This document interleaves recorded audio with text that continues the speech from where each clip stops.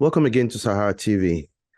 While dodging media scrutiny at home, the All Progressive Congress APC presidential candidate Ajiwaju Bola Ahmed Tinubu submits to foreign media in London ahead of the 2023 general elections.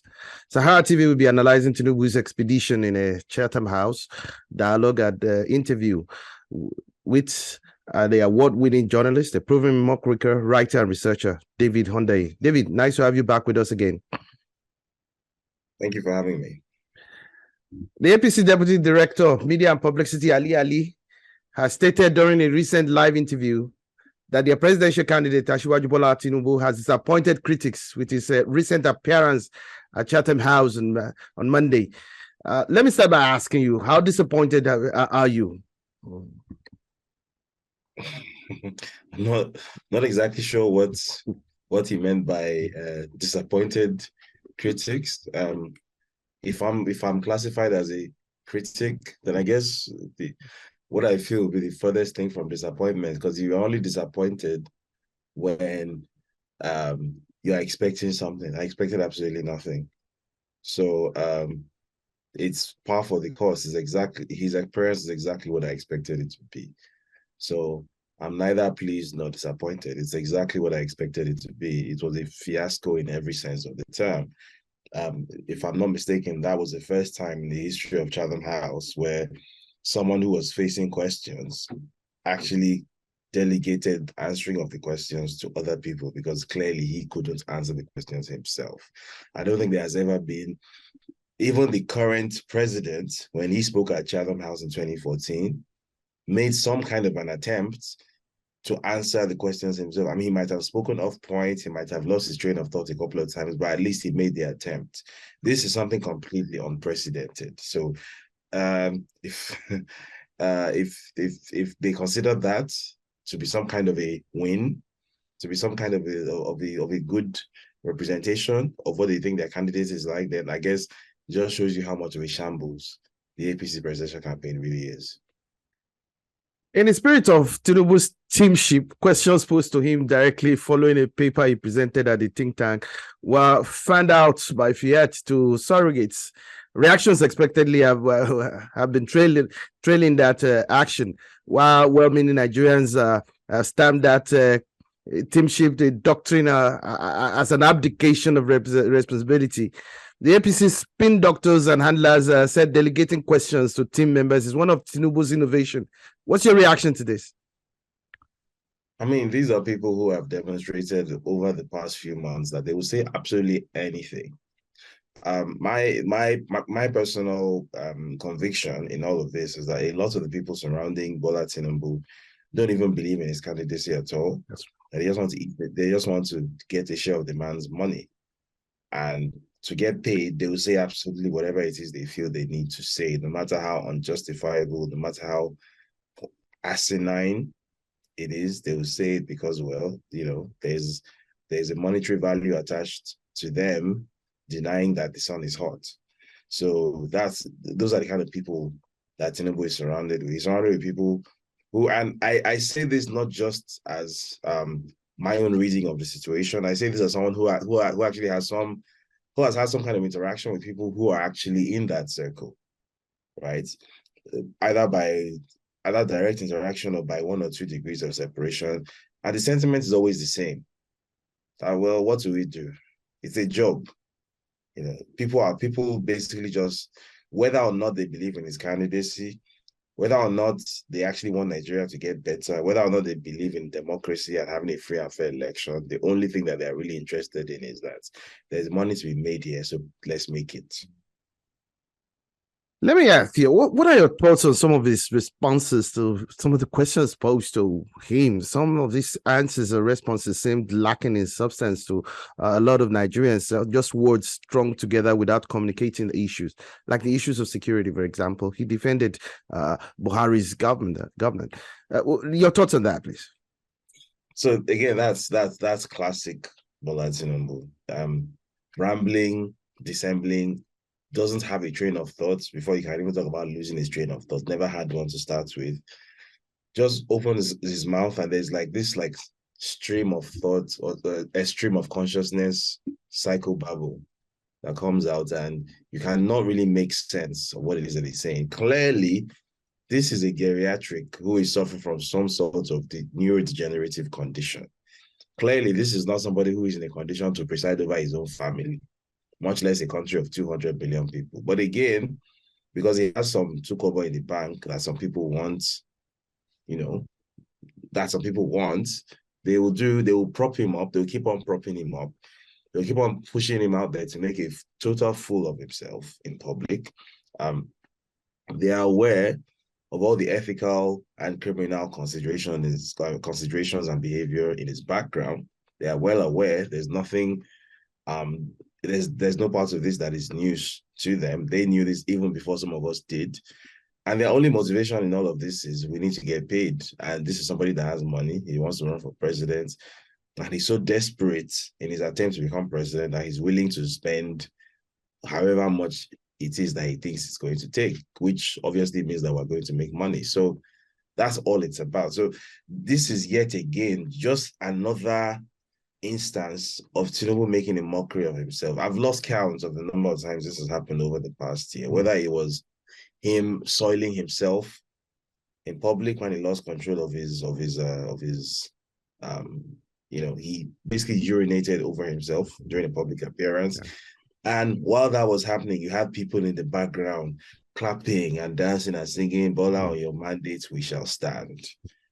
You know, I actually think the people surrounding him are actually worse human beings than he is. I actually think they are the worst of the worst. Sadly. Let me also get your view on this. Questions have been raised about his birth, his academic and professional records, and these have always been shrouded in misery. He came out to insisting that his birth, academic and professional records are consistent, and adding that his critics are only wasting their time and money. What's your view about his assertion of these facts? Again, that's classic Bola Ahmed Tinubu talking out of his ass, basically. Sorry, pardon my French. Because these are not questions that have been raised, as you put it. These are not claims or allegations that have been put out. These are documented facts, right? These are things that he submitted on his own INEC EC9 declaration. So the documents he submitted on his own INEC EC9 declaration are forgeries. And by the way, that case is already in court. Those things have been admitted as exhibits in court. So, the fact that, somebody is able to stand in front of a microphone and just bloviate for 5 minutes, tell you, oh, my critics are wasting their time, my records are there. What records? Because the actual investigative work, the actual journalistic work and legal work has been done, and it has been legally established that this guy has lied about everything. He's lied about the schools that he went to. He's lied about the places he allegedly worked at. He's lied about his sources of income. He has told so many lies to the extent where even the forged certificates that he submitted to INEC wasn't even a well-done forgery. It was a forgery which you can access within 2 or 3 clicks of an internet website. Basically a cheap internet service where you can fake a degree certificate. This was laid out very clearly in the story that I did a couple of weeks ago. So maybe, I don't know, maybe Tinubu himself isn't like the lights are on, but nobody's at home, if you catch my drift. Maybe that's the case. Or maybe it's the case that people around him are just so despicable that they've somehow managed to convince him that his own lies are true, and that the monument of falsehood that he has built up over the past few decades, that somehow it's still standing, even though it has been forensically taken apart comprehensively. And this is not just in the court of public opinion on the pages of a journalistic medium, but this is also in legal courts now. So this is somebody who should not be making appearances in front of a camera. This is somebody that should be preparing his defense in court, because he has a criminal case that is going on. And I suggest he takes that case serious, because this is not a civil case. This is not a case that is trying to compel INEC to take him off a register or anything like that. This is a criminal case that is trying to send him to jail. So I suspect I suggest he pays more attention to that, because all things being equal, if the law is actually applied the way it's supposed to apply, this man will go to prison. This man committed perjury on an INEC EC9. So it's not by coming out on with the microphone to bloviate so that the people you have paid on social media will now come out and hail you and praise you. Nobody cares about any of that. But despite all this, the APC, I mean, obvious plan is to paper up, cover up, so to speak, in glass, gloss, and foist on Nigeria's a president with such a worrying vitals. Should Nigerians be circumspect about this? Should Nigerians be worried about this at this time? Yes, Nigerians absolutely should be worried. Nigerians should be worried about the posturing of the ruling party that seems to be sending the message that we don't even need or want your votes, and we can make someone president with or without your buy-in. Because if that is the case, then that means that the entire basis of an electoral democracy is no longer in place, right? And as far as the way I understand it, when the decision was made to bring in the APC in 2015, that was supposed to be an expression of the reality of multi-party electoral democracy, not the institution of a one-party state under a party dictatorship. So if that's what the APC is trying or is hinting that it has built up in such a way that with or without people voting for its candidate, that candidate is going to become president anyway, then yes, people absolutely should be worried. People should be asking the APC questions that this is one of the most shambolic presidential campaigns ever put together. This is the presidential campaign where you have seen the national youth leader of the ruling party come out and basically threaten voters on social media. Came on the Twitter handle and basically said, whether you like it or not, literally use those terms, whether you like it or not, so and so person will be your president. What does that mean? Whether the electorate likes it or not, this person is going to be president in an electoral democracy. What does that mean? And this is the same kind of messaging that this ruling party has been pushing out for months on end. So yes, Nigerians should be worried, and more than just being worried, they need to ask questions of the APC. What is your plan? What are you hoping to do with the February 25 elections? Why are you so confident that you are going to retain the presidency with or without winning an election? What do you know that the rest of us don't know? These are questions that need to be answered. Finally, David, what should Nigerians, in your view, do to resist the installation of just this another royal president who will oscillate between the comfortable cocoon of the presidential villa and the world-class medical facilities of Europe and America, if they eventually they succeed in foisting him on Nigerians? So I think it's twofold. First of all, Nigerians in the diaspora need to be a bit active in the way that they heckle their governments in the diaspora to make it, to pressure those governments into making it as uncomfortable as possible for, even if a Tinubu were to become president, to make it as uncomfortable as possible for him to even leave Nigeria.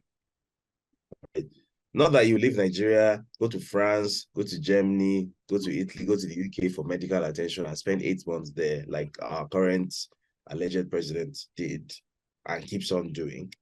That no, instead, those people should, I don't know if it's possible to impose personal sanctions. Maybe there isn't a basis for that yet, but they should make it as difficult and as uncomfortable as possible for whoever it is who becomes president, whether it's Tinubu, whether it's Atiku, whether it's Peter Obi, whether it's Rabiu Kwankwaso, whether it's Yele Sowore, whether it's Kola Abiola, anybody that is going to be Nigeria's president shouldn't be spending 3, 4, 5, 6, 7 months out of Nigeria receiving medical attention, right? That Nigeria's next president should be somebody who is either ready to work or drop dead, right? Either you're coming into work, stay in Abuja and do the work you are getting paid to do, or if you cannot do the work, your health will not let you do the work, then leave it for somebody who can.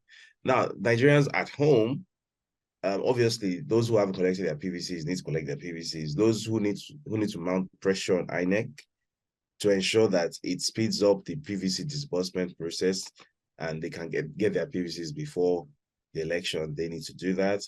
I think pressure also needs to be placed on INEC to remind that organization that regardless of whatever elements from the ruling party have some kind of a hand and a foot in there, because they do, that you are accountable first and foremost to Nigerians, and that if you interfere with the will of the public, you will answer first and foremost to the public, not to whoever is trying to woo you from the ruling party or from any other political formation for that matter. So I think those are the two things that need to happen. And then, of course, most importantly, if you don't want to end up with a geriatric president who is spending months in medical facilities, then don't vote for one. David, it's always been an insight having you on this channel. We really appreciate your insightful analysis and perspectives.